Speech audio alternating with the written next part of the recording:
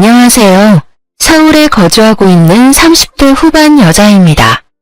전 저보다 1살 많은 남편과 6년째 결혼 생활을 이어가고 있어요.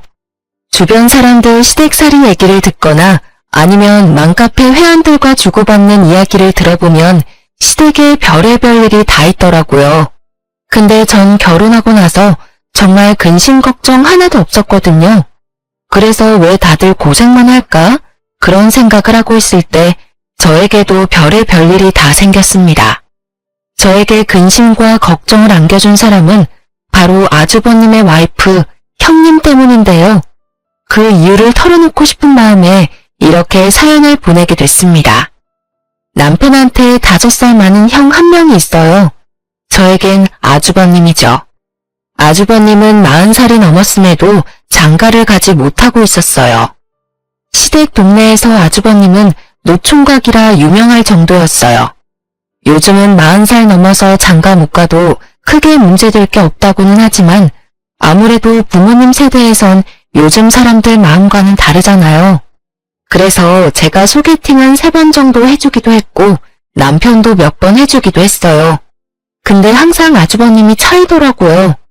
제 눈으로 봤을 땐 성실하고 돈도 잘 모으고 게다가 정육점 가게까지 운영하고 있어요.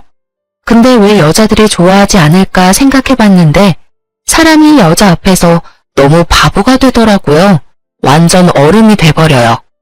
그래서 아주버님도 결혼을 포기하려고 할 때 마지막으로 주선 자리에 나가게 됐어요. 정육점 단골 손님이 마련한 자리였는데요. 주선 상대는 아주버님보다 10살이나 어린 여자였는데요. 아담하고 귀여운 스타일이더라고요. 다행히 그 여자분도 아주버님이 마음에 들었나 봐요. 그렇게 3번 정도 데이트하고 아주버님이 이 여자를 놓치고 싶지 않아 바로 청혼을 했다고 합니다. 그렇게 저에게 어린 형님이 생겼어요. 아무리 저보다 어리다고 해도 형님 대우를 똑바로 해야 되겠다 싶어 제가 먼저 다가가고 친한 척을 했어요. 저도 저지만 형님도 나이 많은 동서 대하는 게 당연히 어려울 거잖아요. 제가 먼저 다가간 덕분에 형님도 저한테 쉽게 다가올 수 있었어요.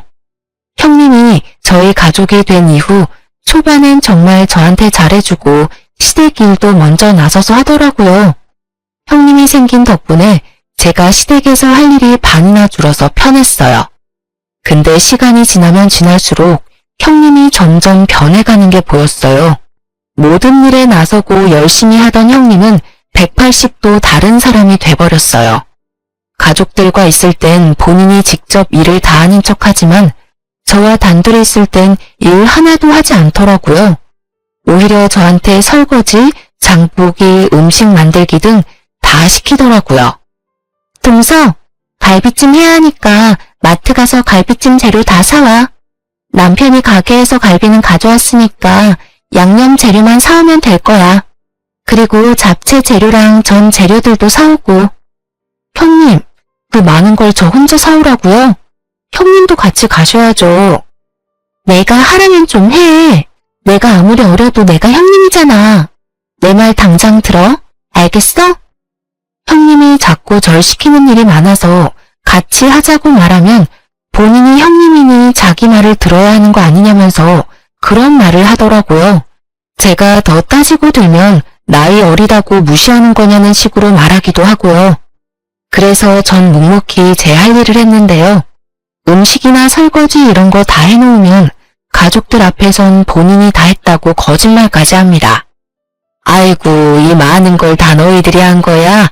우리 며느리들 최고네. 에이, 이거 다 제가 한 거예요, 어머님. 동서는 옆에서 배우기만 했고요. 아, 그래. 우리 첫째가 최고다, 최고. 뒤늦게 우리 가족이 돼서 적응하기 힘들 줄 알았는데 이젠 알아서 척척 다 잘하는구나. 어머님은 그런 형님을 오구오구 이뻐하세요. 사실 어머님도 제가 다 한 걸 아는 눈치였어요. 어머님이 제 손맛을 분명 아시기 때문이죠. 그래도 형님이 기죽을까봐 칭찬을 해주십니다. 이런 일이 하도 많아서 전 집에서 엄청 울었습니다. 남편은 그런 절 달래주면서 안아줬네요. 내가 고생이란 고생은 다 하고 왜 다들 형님 칭찬만 하냐고. 당신이 고생한 거 다 알아.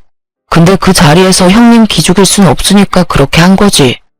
뒤에선 엄마가 당신 고생한 거 다 알고 마음 아파해. 어린 형님 있는 것도 서러울 텐데 앞에서 형님이 그렇게 여우같이 행동하니까 얼마나 더 힘들겠냐면서. 다들 알고 있을까 너무 속상해하지 마. 아무리 그래도 그렇지. 나이 어려도 그래도 형님이니까 내가 참아야지 생각하다가도 날 너무 아랫사람으로만 생각하는 형님 태도 때문에 참기 힘들어. 알아. 충분히 이해해.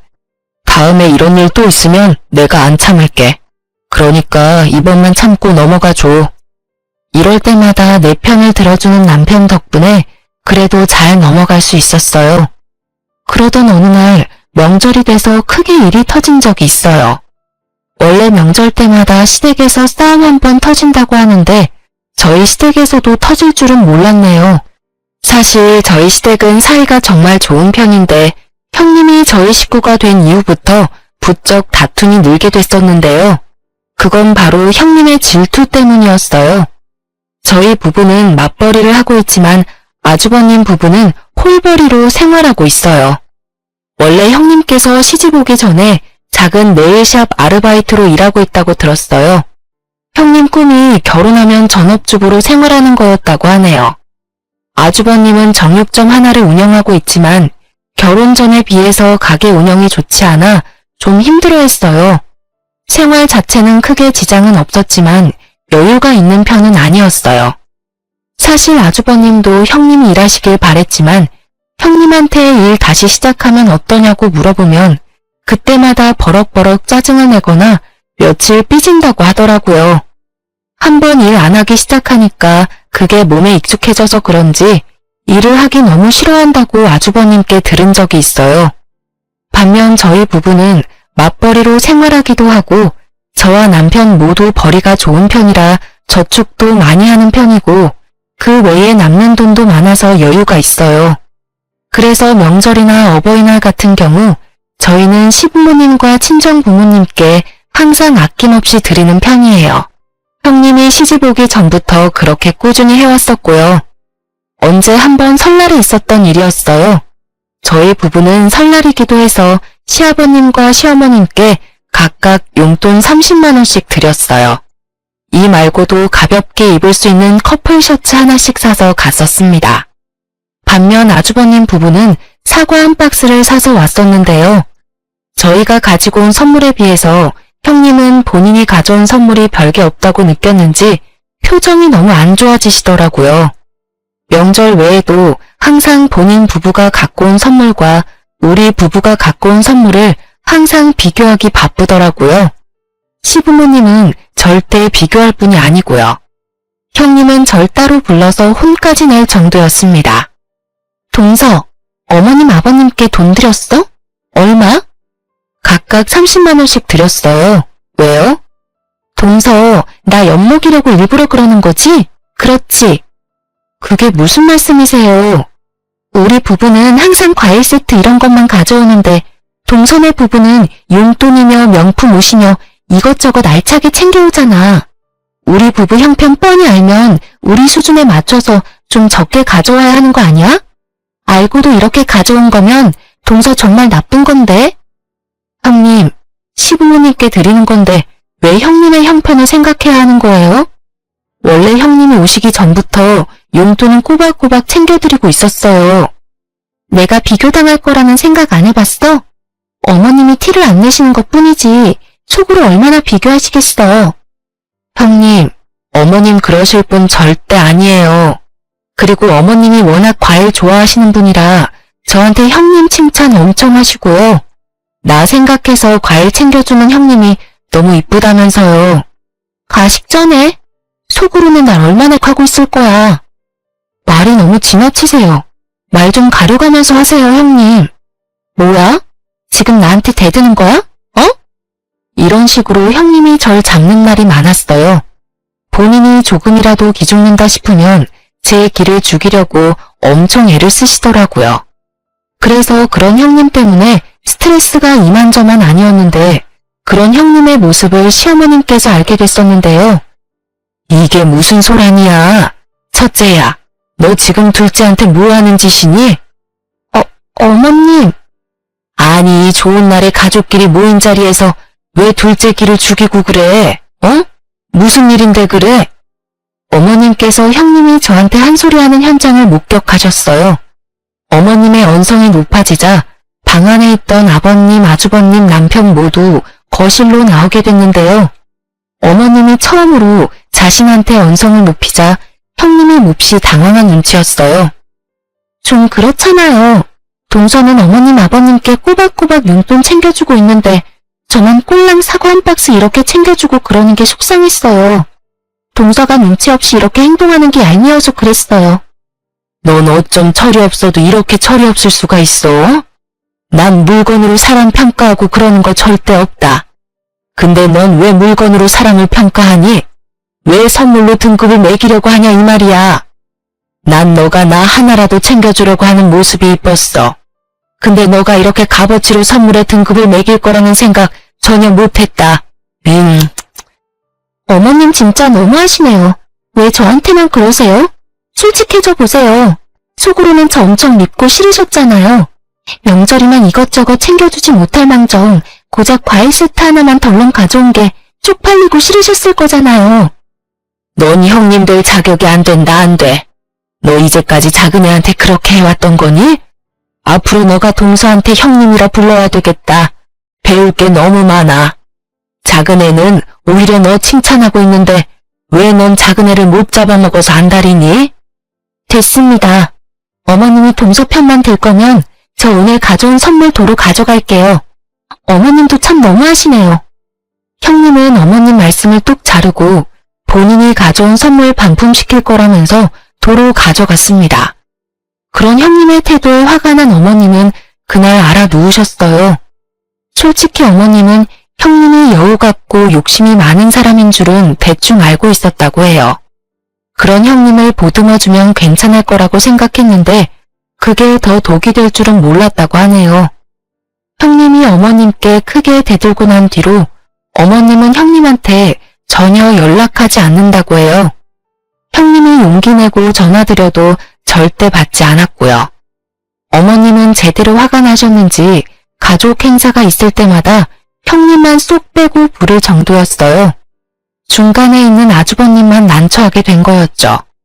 아주버님만 가족 행사 다녀오고 집으로 돌아가면 엄청 잡힌다고 들었는데요. 그런 말을 듣고도 어머님은 형님을 절대 호출하거나 그러지 않으셨어요. 형님은 한동안 시댁과 연락 두절로 지내다가 저한테 연락한 적이 있는데요. 동서, 오랜만이네. 잘 지내고 있는 거지? 안녕하세요. 형님도 잘 지내고 계시죠? 저야 뭐 똑같이 지내고 있어요.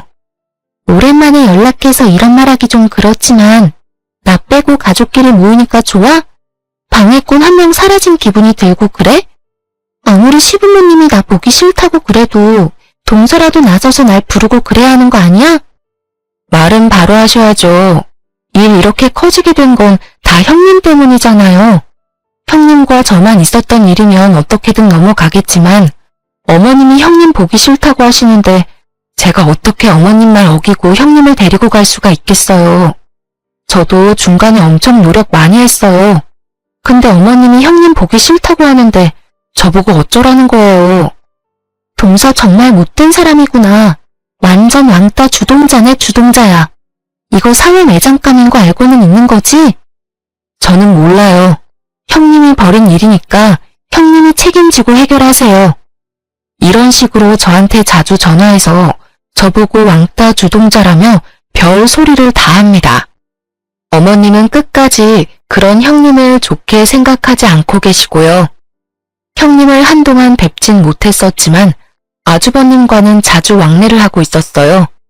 사실 아주버님은 너무 순수하고 착한 사람이에요. 워낙 효자라서 시부모님께 속을 썩인 적이 없었고 게다가 저희 남편과도 우애가 참 좋습니다. 그런 아주버님은 키가 크시고 덩치도 좋았어요. 키가 180cm이며 몸무게는 90kg 정도 나갔는데요. 그랬던 아주버님이 점점 말라가더라고요.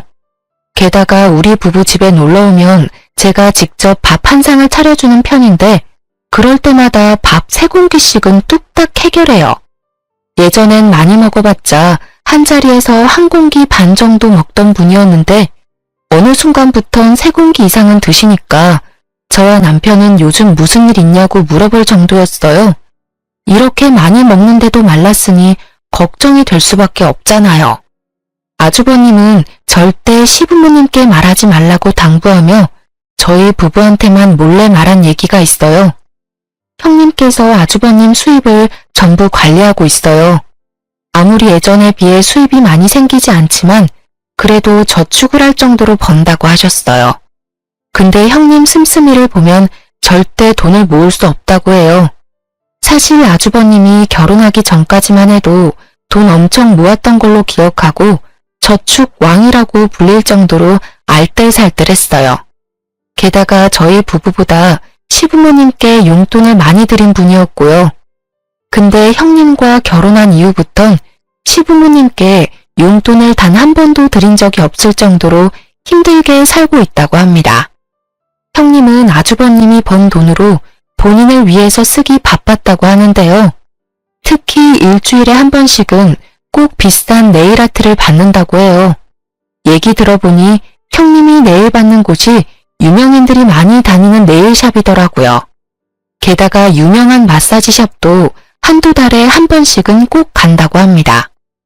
에휴, 나 지난달에는 대출까지 받아서 그 사람 성형까지 시켜줬다.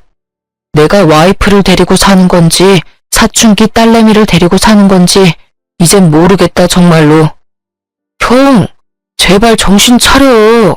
제발 이혼 좀 해, 이혼. 이러다가 형 인생 망하게 생겼어. 이 사실 엄마가 알기라도 해봐. 그럼 우리 집 난리다 정말. 한동안 시부모님과 저희 부부를 안 보고 살던 형님은 결국 아주버님이 대출받은 돈으로 성형까지 했다고 합니다. 마음 약한 아주버님은 형님의 말을 그대로 따랐다고 하네요. 그런 아주버님은 저희 부부 앞에서 눈물을 보이고 말았습니다. 그동안 너무 힘들었고 이 얘기를 할 곳이 없어서 답답해서 미치는 줄 알았다면서요. 이날 아주버님께 제가 직접 만든 양념게장과 겉절이 등등 여러 반찬들을 한가득 싸서 보냈습니다. 아주버님은 저한테 너무 고맙다며 눈물을 보이더라고요. 앞으로 이런 일 있을 때마다 혼자 힘들어하지 말고 저희 집에 오라고 말했습니다. 형님은 본인 가꾸는데 최선을 다할 뿐 집안일을 절대 하지 않고 게다가 아주버님이 퇴근하고 집에 오면 절대 밥을 차려주지 않는다고 하네요. 그 말을 듣고 제가 반찬을 한가득 싸서 보내게 됐습니다. 근데 며칠 뒤 아주버님께 급하게 전화가 온 적이 있었어요. 그 이유는 바로 시어머님이 이 모든 사실을 알게 되었기 때문인데요. 그렇게 저희 부부는 아주버님의 연락을 받고 시부모님 댁으로 갔습니다. 시부모님 댁에 도착하니 어머님께서 형님의 머리채를 잡고 있었어요. 너무 놀란 저는 이게 무슨 일이냐고 말렸는데요. 어머님, 이 손 놓고 얘기하세요. 이러다가 형님 머리 다 빠지겠어요. 작은 애는 빠져라. 이 독한 년이 우리 큰아들 죽이려고 한다, 죽여. 어머님, 제발 이 손 놓고 말씀하세요. 알겠으니까 제발요. 제가 사정사정한 끝에 어머님은 형님의 머리채를 놓게 되었는데요. 형님의 표정을 보니 도끼가 가득했어요. 저 표정 좀 봐라. 저게 시엄마한테 보일 표정이니? 너 이왕 이렇게 된 거 솔직하게 말해봐라. 우리 아들 돈 보고 결혼했니? 우리 아들이 호구 같으니까 너 팔자 좀 피고 싶어서 그런 거냐고. 맞아요. 저도 그런 줄 알고 결혼했는데 저랑 결혼하고 나서 정육점 매출 뚝 떨어진 거 보고 괜히 결혼했다 싶더라고요. 뭐? 아무리 그래도 그렇지. 이왕 결혼했으면 마음 제대로 먹고 잘 살아볼 생각을 해야지. 남편 밥 한 끼 제대로 안 챙겨주고 신랑이 벌어다 준 돈을 그렇게 펑펑 쓰고 다니면 어떡해? 어머님이야말로 너무하셨어요. 그동안 저만 쏙 빼고 가족들끼리 다 같이 모여서 지내니까 행복하셨어요? 저 어머님한테 엄청 실망했습니다. 형님의 머리채까지 잡게 된 이유에 대해서 시어머니 말씀을 들어보니 형님과 다시 화해하고 싶어서 아주버님 댁에 갔었다고 해요. 근데 집에 있어야 할 형님은 없고 아주버님이 라면으로 끼니를 때우고 있었다고 합니다. 게다가 집을 대충 둘러보니 청소가 하나도 되어 있지 않고 돼지우리라고 해도 믿을 정도로 엄청 지저분했다고 해요. 게다가 공과금 같은 게 몇 달째 밀린 상태였고요. 그래서 아주버님께 화내면서 사실대로 말하라고 했고 그제야 솔직하게 말했다고 합니다. 그 타이밍에 형님이 집에 들어오게 됐고 어머님이 형님 정신교육 좀 시켜보겠다고 머리채를 잡고 오게 된 거라고 합니다. 하지만 형님은 정신 차릴 생각 전혀 없었어요. 오히려 어머님께 바락바락 대들 뿐 더 엇나가기 시작하더라고요. 저 이 사람이랑 결혼하고 나서 단 한 번도 행복한 적 없었어요. 그게 다 동서랑 어머님 때문이에요.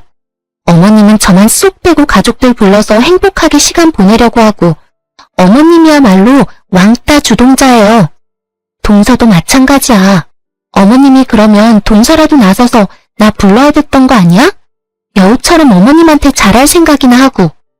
아이고 우리 집에 악귀가 들어왔다 악귀가. 어머님은 형님이 꼴도 보기 싫다고 당장 나가라고 소리를 치셨습니다. 형님도 어머님이 꼴도 보기 싫다고 소리를 지르면서 나갔었고요.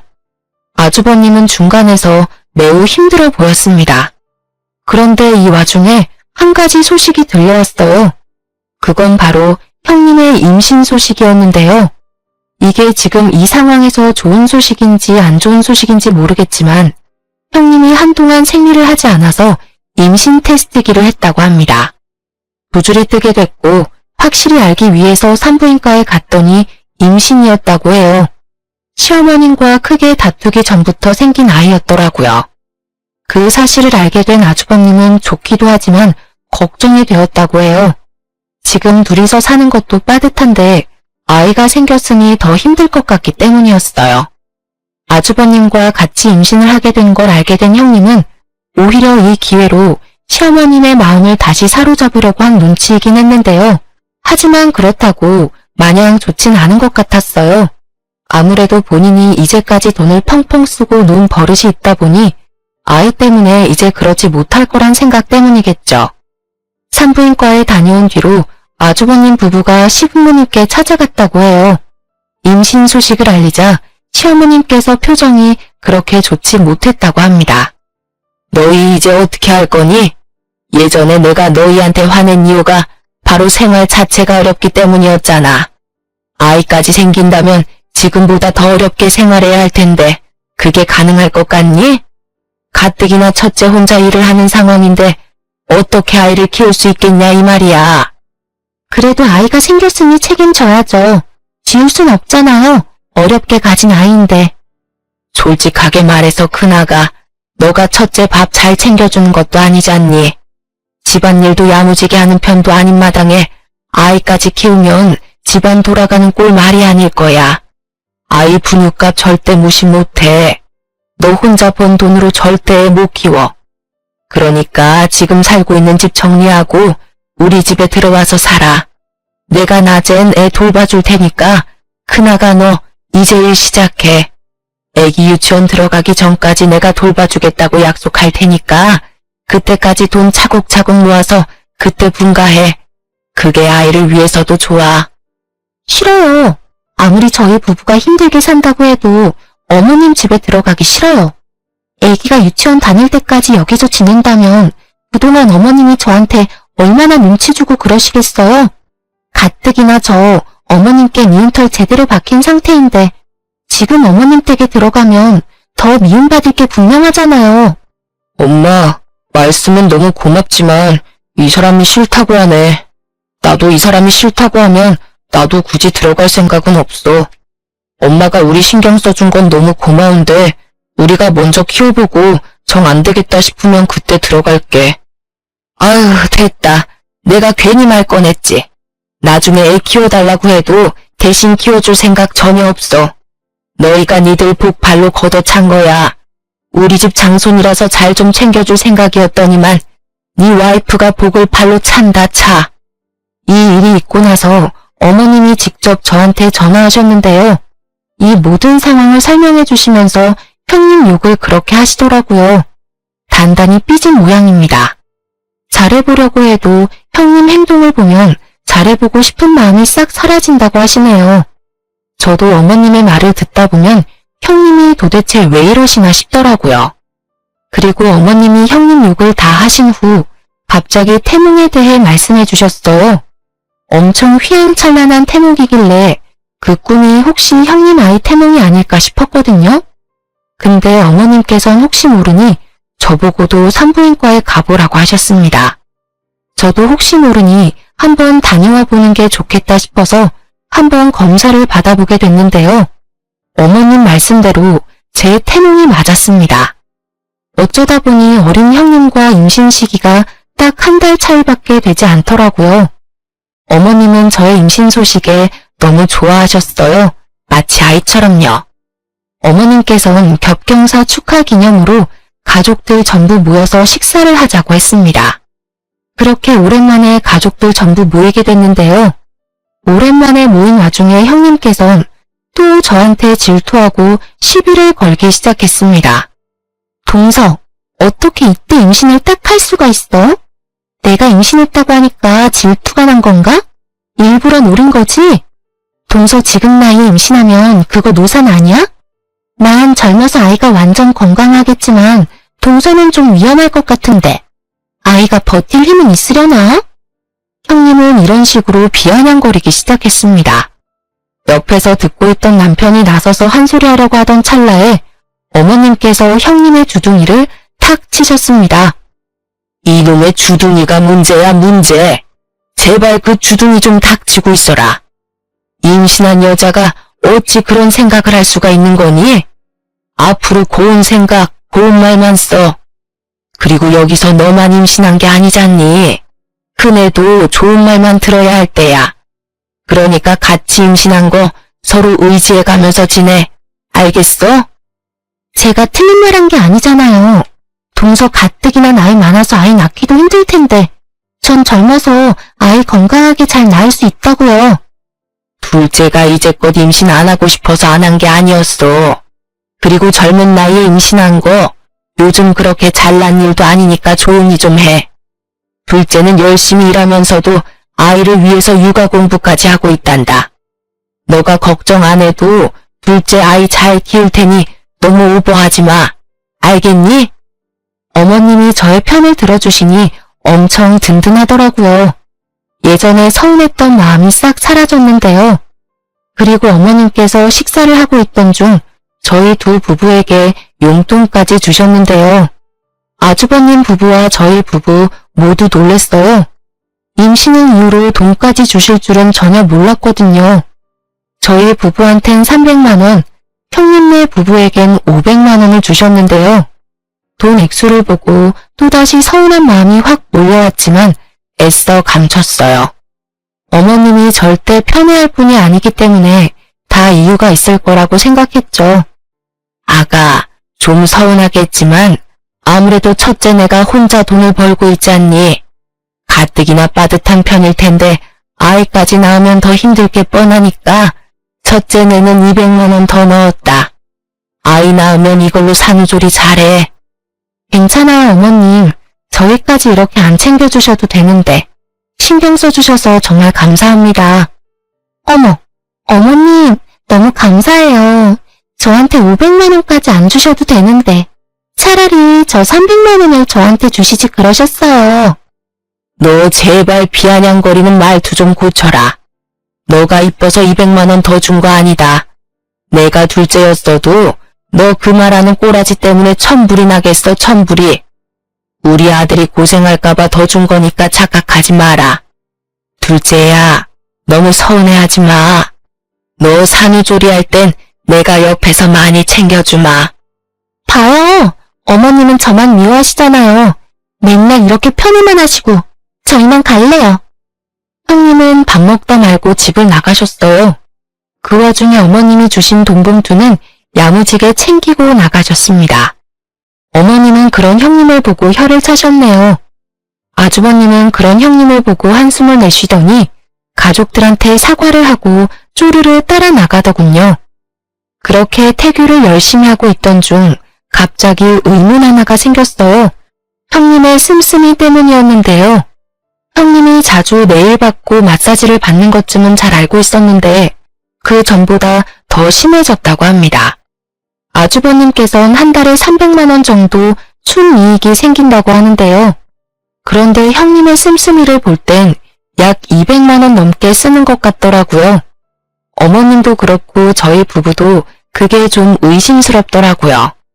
남편한테 형님이 좀 이상한 것 같다고 말하니 남편이 솔직하게 말해주더라고요. 사실 내가 형한테 돈을 조금씩 빌려주고 있었어. 20만 원, 30만 원 이런 식으로 빌려줬었는데 그게 벌써 3천만 원이나 돼버렸네. 근데 당신도 알잖아. 우리 형 정말 불쌍한 거. 가뜩이나 혼자 벌고 있는데 형수님이 워낙 씀씀이가 크니까 생활 자체가 안 된다고 하더라고. 나라도 좀 돕고 싶더라고. 뭐라고? 그래도 그렇지. 그렇게 많이 빌려주면 어떡해. 나한테 말이라도 좀 하고 빌려주던가. 앞으로 그렇게 자주 빌려주지 마. 해줄 상황이 오면 꼭 나한테 말하고 빌려줘. 아주버님이 얼마나 힘들게 살고 있는지 저도 충분히 알고 있기 때문에 이번 일은 그냥 덮어두기로 했어요. 그런데 며칠 뒤 형님께서 직접 저한테 찾아온 적이 있었는데요. 이번엔 형님께서 저한테 돈을 빌리기 위해 찾아오게 된 거였더라고요. 아주버님도 모자라서 형님까지 돈을 빌리기 위해 찾아오니 미치겠더군요. 2천만 원이요? 저한테 그 큰 돈이 어딨다고. 동서 돈 많은 거 내가 다 알아. 대기업 다니면서 2천만 원 돈 금방 모았을 거잖아.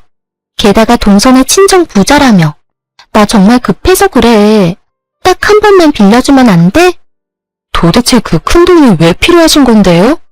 이유 들어보고 빌려줄지 말지 결정할게요. 사실 우리 친정엄마 암이래. 그것도 자궁암. 동서도 알잖아. 내 친정 그렇게 사정 좋지 않은 거. 당장 수술비가 필요한데 내가 지금 당장 모아둔 돈이 없어서 말이야. 형님의 어머님께서 암에 걸렸다는 말에 마음이 약해지더라고요. 가뜩이나 형님도 임신한 상태라서 신경 쓸 게 한두 가지가 아닐 텐데 그래서 전 마음이 약해져 돈을 빌려주기로 했습니다. 그 대신 차용증을 쓰기로 했어요. 형님은 저한테 정말 잘하겠다고 말하며 그 돈을 덥석 가져갔습니다. 근데 형님이 저한테 돈을 빌려간 다음으로부터 큰 사건이 터지고 말았어요. 형님께 돈을 빌려준 그 당일날 남편한테 형님께 돈을 빌려줬다고 말하며 형님네 친정어머니가 암에 걸렸다는 사실도 같이 알려줬거든요. 남편은 좀 쎄한 것 같다면서 그 다음날 아주버님께 물어봤다고 해요. 우리 장모님 아주 건강하시지. 며칠 전에는 등산까지 하셨는데 암이랑 완전 거리가 먼 분이셔. 아주버님 말로는 절대 암에 걸릴 뿐이 아니라고 단호하게 말했다고 합니다. 그 사실을 남편이 바로 말해줬고요. 그래서 2천만 원은 도대체 왜 필요한 건가 알아보려고 했던 찰나에 며칠 뒤 시댁에서 소란스러운 일이 발생했어요. 시아버님께서 숨을 헐떡이며 당장 오라고 부르셨는데요. 그래서 저희 부부는 헐레벌떡 시댁으로 달려갔습니다. 시댁에 도착하니 어머님은 쓰러진 상태로 시름시름 앓고 계셨고 시아버님은 아주버님의 등짝을 때리면서 온갖 욕을 퍼붓고 계시더라고요. 미친놈아, 그것도 와이프라고 데리고 살았던 거냐? 아버님, 진정 좀 하세요. 무슨 일인데 그러세요? 둘째야, 네 형님 좀 어떻게 해봐라, 어? 너 형님 뱃속에 있는 아이가 첫째 애가 아니란다.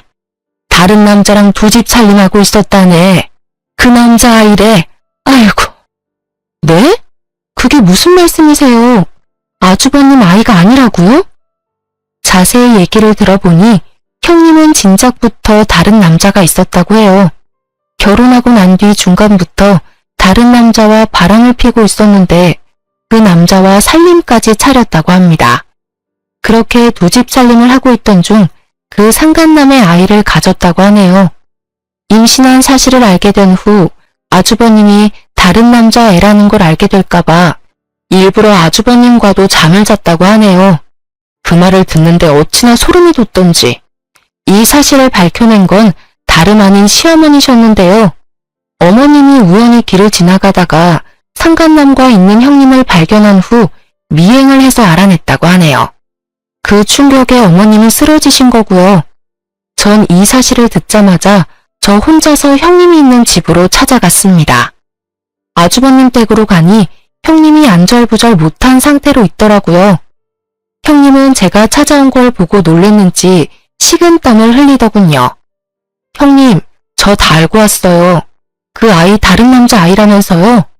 형님, 아니, 야, 너 정말 간도 크다.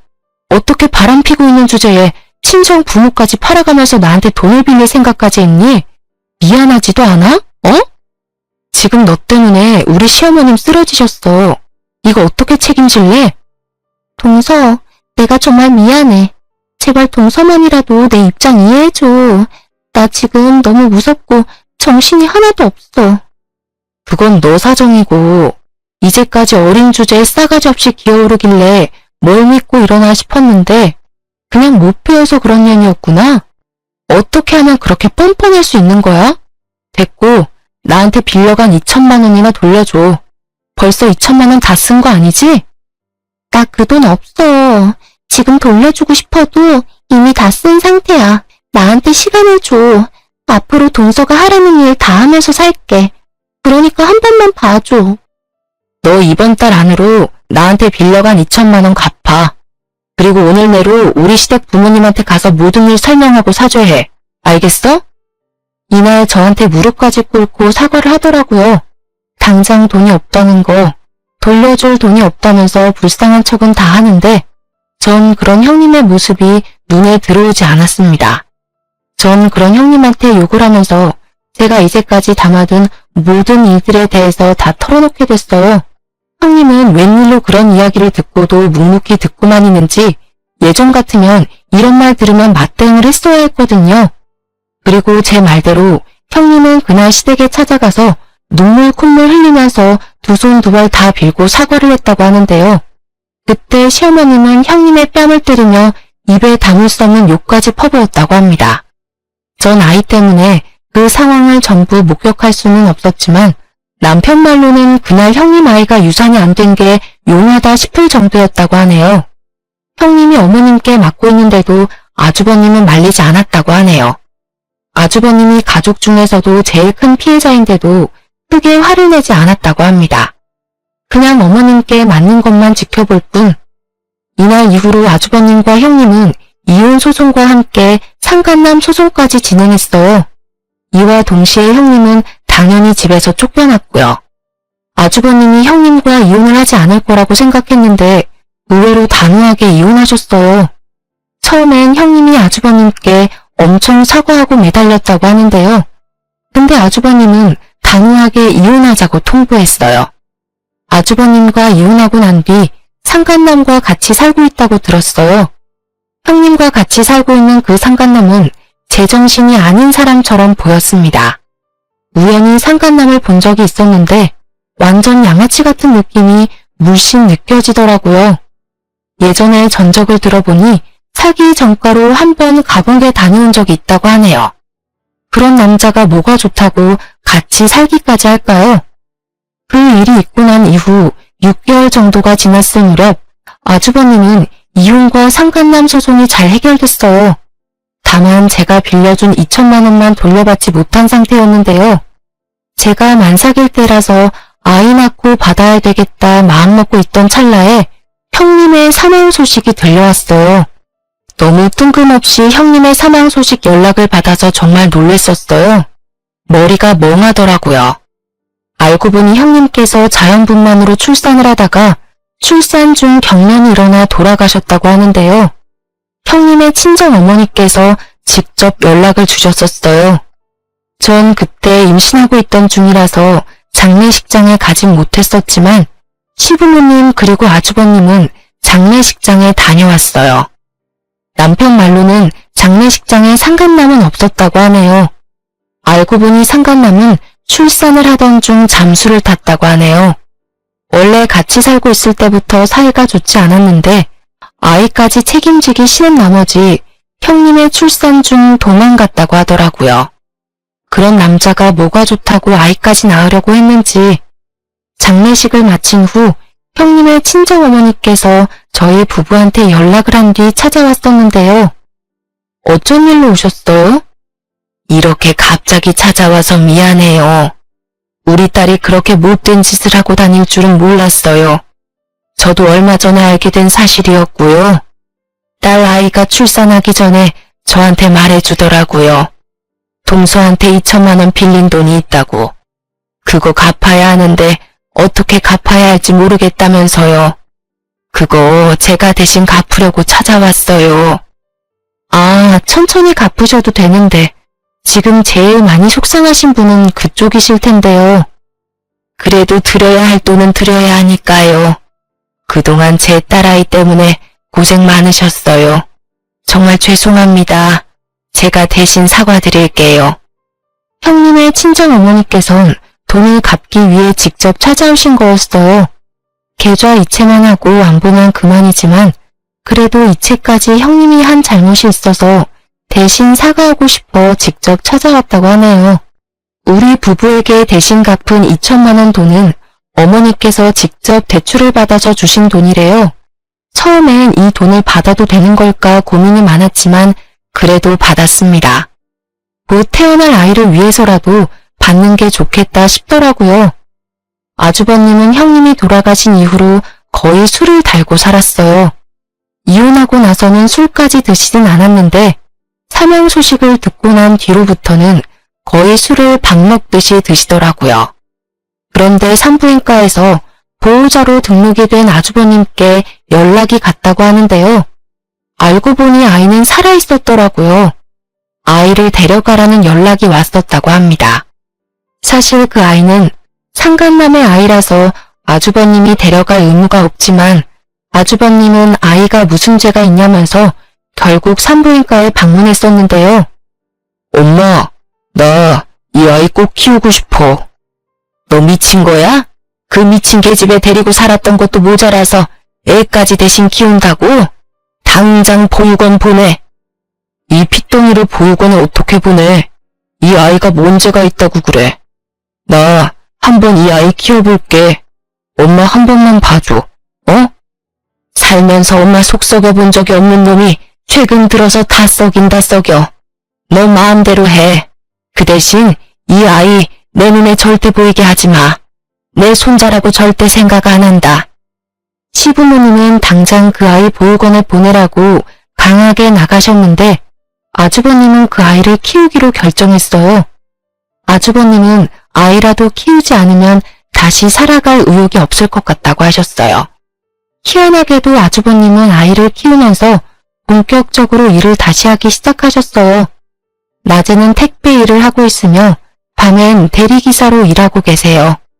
아무래도 아이를 키우다 보면 여자의 손길이 필요하기도 하잖아요. 그래서 제가 가끔씩 낮에 육아도 도와주고 그러고 있어요. 집안에 여자가 잘 들어와야 한다는 말이 있잖아요. 전 그 말이 정말 맞는 말인 것 같아요. 역시 어른의 말은 틀린 게 없다고 봅니다. 가끔 아주버님을 볼 때마다 너무 불쌍한 것 같아요. 형님이 하늘나라로 가게 된 건 정말 안타깝게 생각하지만 도대체 왜 그랬는지 다시 한번 더 물어보고 싶은 마음이 들어요.